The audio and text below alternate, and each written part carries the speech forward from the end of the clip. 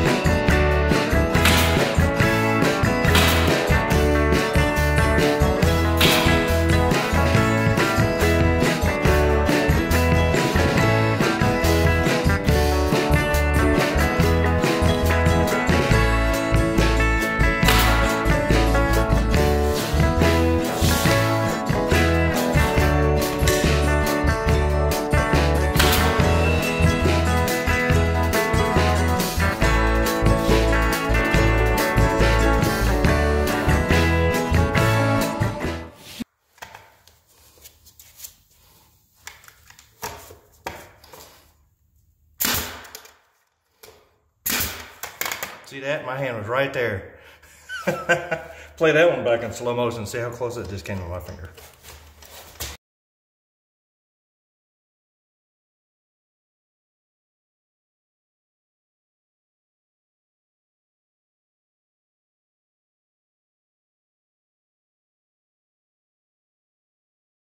Spot in the wood, or you'll hit it in a crack that there's no resistance, and the damn nail will shoot through. You know what I mean? But probably not with that, not with this gun, but you know, a pro gun that's got a lot of balls behind it. Yeah, watch your fingers there. It's making me nervous now.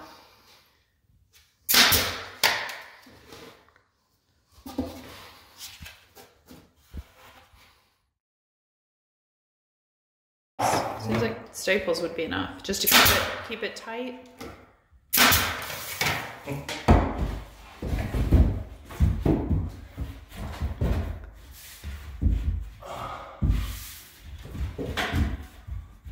Is there any tips or tricks you can say about doing this kind of project?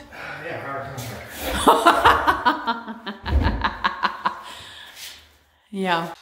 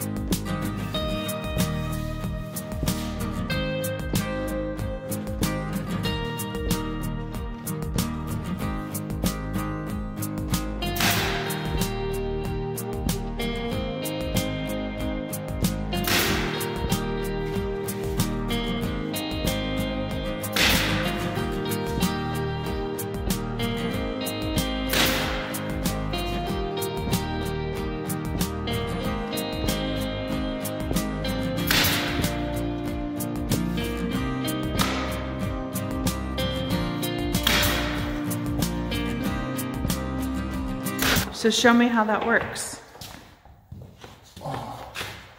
It's got a bump in it so that when I put it against the wall, it overlaps and it insets a mark on the inset, which is where I'll put the trim. So it's called a reveal. You actually reveal the board behind it. Oh, okay. So it Just leaves like a little, just like right here, a little lip hanging. Just like this little right here. That's called a reveal. So because the whole thing's not covered up. Yes. Yeah. You can cover it up, but trying to get it straight and flush, it'll leave a crack. Then you got to put it in the crack. Blah, blah, blah, blah. You kind of leave a reveal, and it makes it easier. It's a standard thing they do. They did it on YouTube, so I'm doing it. So yeah. Nice.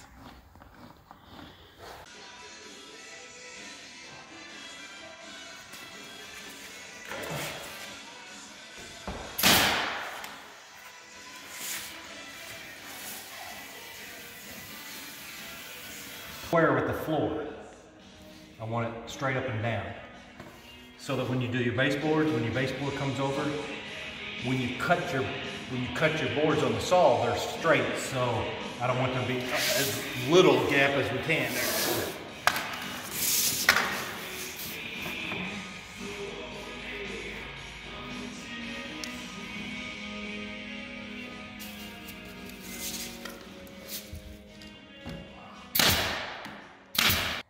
So this one's so big, actually, these corner clamps really help to hold it right now. I know they're not in place, but they're holding it. The big difference on this door is we're just going to put a standard piece of molding on the top and the sides. Unlike these where we did the sides with molding, we put these shaker style. We just thought that this was going to be a lot. Kind of a little too domineering for that. Also, because we didn't know, I have a light socket or a plug here for whenever we put garland and stuff here at the holidays, and that shaker style thing would have landed about right in the middle of it. It wouldn't have fit. I would have had to move the socket and some other things, but then we just got to looking at it, and You know, it's like, you know what? You know, that's kind of much. And they're at different heights. The door is at a different height than the window, so the two shaker styles are a little bit off center anyway. So we're gonna do this.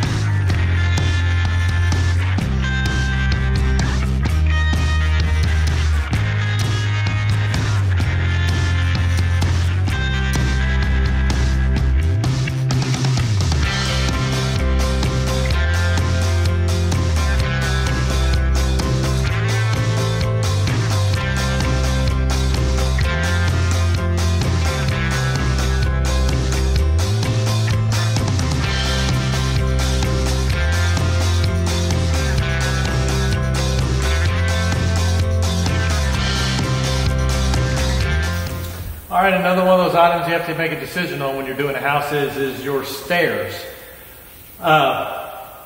Some of the decisions will be running a board up along the wall over there that keeps you from scuffing the drywall going up and down steps. And you have to decide on what kind of a trim or pattern you're going to put on the side. I'm just going to use the trim I have, and I'm just going to do the very basic stair steps. But some of the things you got to, so those are a couple of decisions, but also what you've got to decide on is what you're going to cover your stairs with, and what kind of riser. This is called a riser on a stair tread. This is a tread. This is a riser.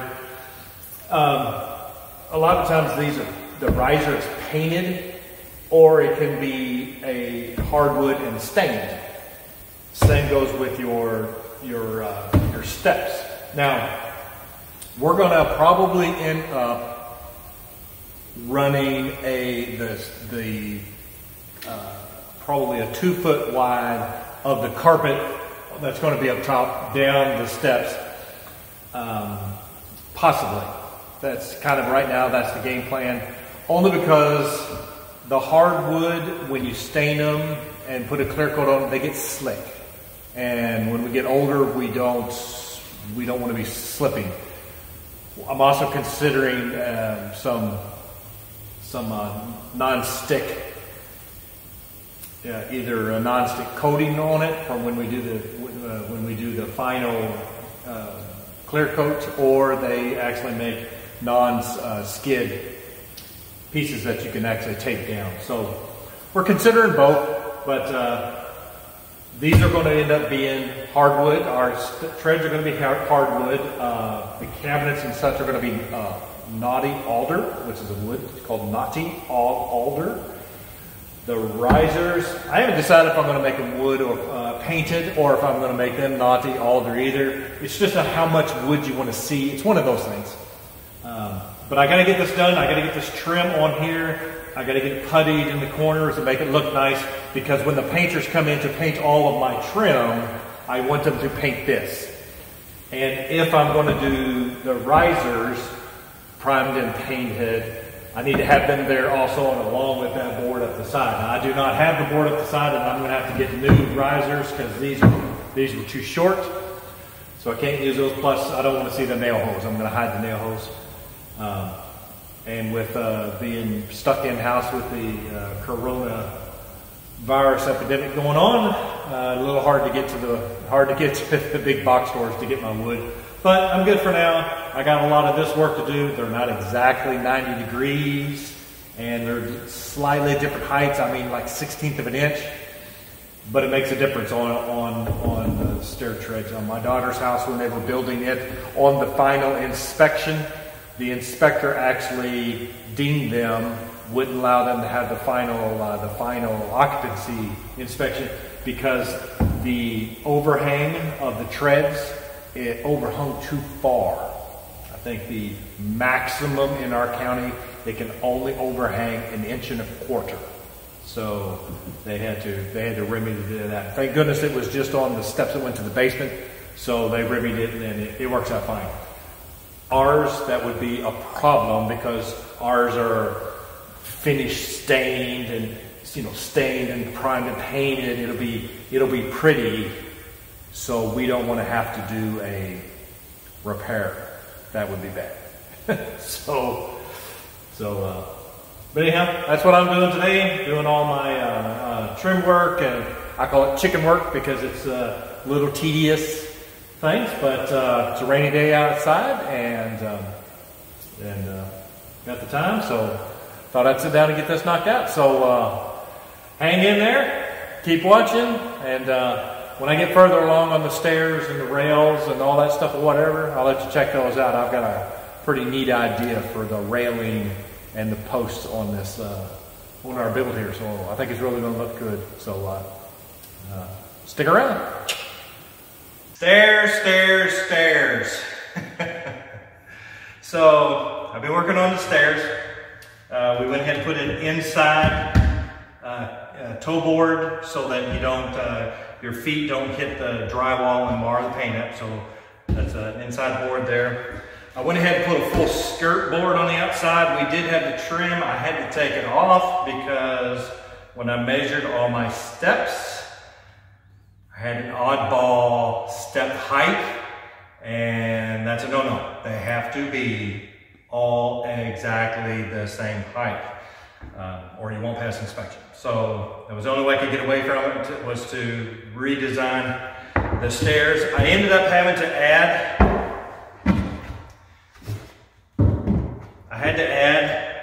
a 1 inch before we put the stairs on top of these. The actual treads that we're going to put on there, the final treads, they'll be the wood, the knotty alder wood, and they'll be stained. But I had to buy something that was 1 inch, and it just so happens these stair treads are 1 inch. I bought some stair treads and put them on so that gets my step down height. I'm doing our risers right now. Risers fit in here, and I ended up making myself a jig for figuring out risers. And what you do at this, it's on the internet, so you can Google it or look it up on YouTube, is when you do your stairs themselves, or when you do your risers, you can't cut these 90 degrees. You'll have a crack. So what you do is you put this, you make this. It's just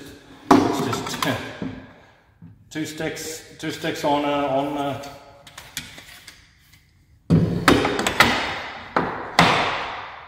I cut a slot on here so that they can slide in and out just a little bit. So I'll put that in here, tighten my wing nut, and I'll go to this side, move it all the way out, and tighten the wing nut. And then when I take that off, that gives me the correct cut to make for those risers. And they fit fairly snug. You can look at that one. I mean, that's a nice, even, straight line, and that's a good, even straight line. That way there's not as much caulking and filling. These don't fit. This board right here is not finished. I got to get the risers in. This tread's already in, and then I have to buy a flush mount router, and then I will flush mount route that, so that will be all perfect. And other than that, that's today's project. So one thing that we have to make a decision on is our stair lights. We figured that we would put lights on the steps to illuminate the lights coming down, mainly so when I go to work early in the morning, I don't have to turn lights on in the house. The lights will light the stairs up. So we already put boxes underneath the steps, and there are surface mount lights that we could put on these boards, but that has issues. So once you wire that up and put them in, they're pretty much done. And if there's a problem with a light, there's not much you can do to it. So that complicates things. Now before we had drywall done, I ran a line through all the 2x4s down in here. So the 2x4s already have a hole cut through all them coming down, and there is a box in the drywall here in case we want to put the lights on the walls shining down on the lights. So we have that option that we have to decide on what we want. And there's a light socket right here.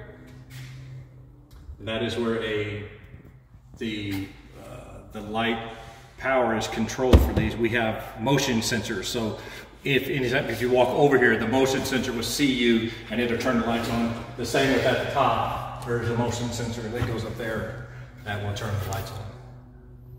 So I'm still kicking that one around about what we want to do to that one. I'm afraid I'll put it all together and one of them will go out or something and I can't fix it. And then what do you do?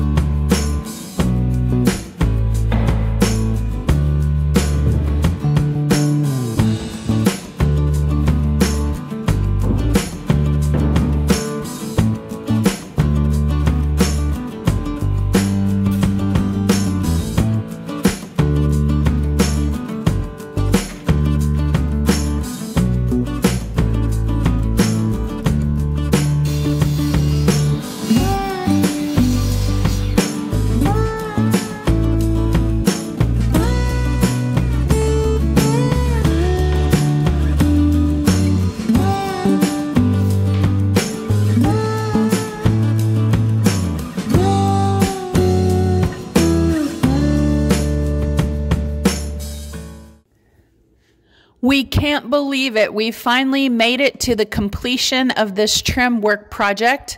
This has been a several month-long project that actually started back in the winter time. As you can see from some of the video clips, we had on toboggans and warmer clothes, and I think you can even see a little bit of snow dusting in the background in some of those videos. But we were not able to complete the whole project, including the stairs and the baseboards, until springtime. So we finally came to a completion, and we really love how the Craftsman style turned out. Looks like it's a good fit for our pole barn look, and we just can't believe that we finally made it to this point. We're so excited, and we are finally waiting just on the painters to come back to get the trim painted, the final coat of paint on the walls and the ceiling. So let us know what you guys think, and we appreciate you following us along. As always, we'll catch you in the next video. Thanks for watching.